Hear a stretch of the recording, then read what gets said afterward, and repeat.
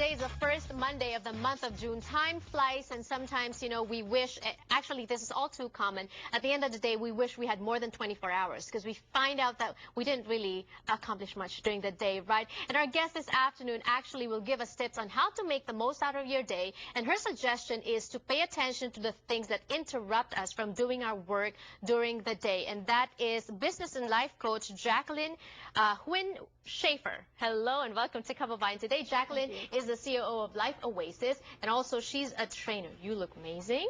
Thank you. Hello and welcome to the show. All right, so you sent me these notes. You say here that the average person gets one interruption every 8 minutes. Really? Yes. And where do these interruptions come from? Emails, texts, even some people have their Facebook ping on, that it gets pinged every time you get noticed. Phones, your children, your employees. Right. People that need something from you. If we take this further, the cost of interruptions to the U.S. economy is estimated at $588 billion a year. So that's how unproductive we become if we let these interruptions get to us. So the discussion today is for you to give us tips on how to, can we avoid interruptions? You know, you can't avoid it. It's just part of life. What you can be is more aware, more conscious of when you're being interrupted.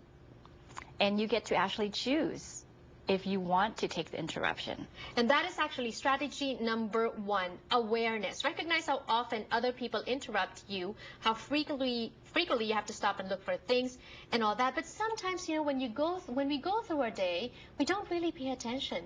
Do you suggest that we take down notes, or how do we do this? How do we become aware?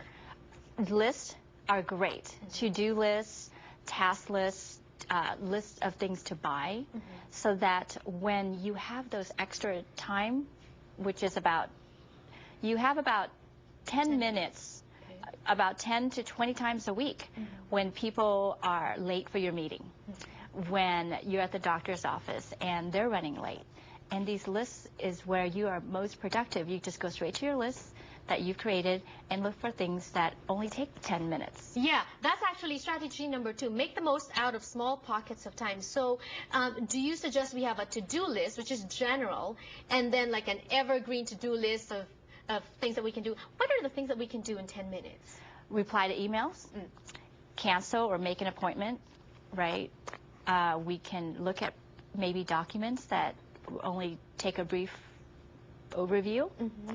Also, maybe what I do is that's when I reply to text messages to friends, because friendships need nurturing as well, right? Right, So, right. yeah, and those are quick texts. You can do that. Right. Never while driving, though. Right. Right. Okay, strategy number 3, Thursday instead of Friday team meetings. So people hold team meetings on Fridays. Ours here is on Tuesdays. Okay. So is there a particular, like a perfect day of the week that you can hold team meetings? I think if you can have a team meeting, Thursday's the great day. Why? Thursday morning or Thursday afternoon. Why is that? Because usually by Friday, what I want to do is think about going to the beach. Yes. Meeting friends. I want to wind down, not have to finish up something. Thursday, you get a great day to review what you've done the last 3 days. Okay. To get a push to finish what you need to do, or maybe start something. Answer phone calls. That's Thursday. People have a lot of energy. Right. They want to finish up. And I'm going to be digressing for just a little bit, but I hear from people that sometimes there's a strategy to answering email as well. If it's a business email, you don't want to answer an email when it's Friday at 5 p.m. because then it gets buried down. Right. And so, is that true? Yes, yes. Yeah. Same reason. By Friday, people are not thinking about working. They want to finish the day up. They're thinking about meeting their kids that day, having happy hour. Right. So the cutoff is Thursday afternoon. Yeah. When you think about work. What about strategy number 4, end of the day review? How do you review your day? Do you also advocate writing it down?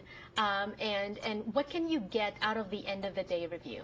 This is the end of the day before you go to bed. Okay.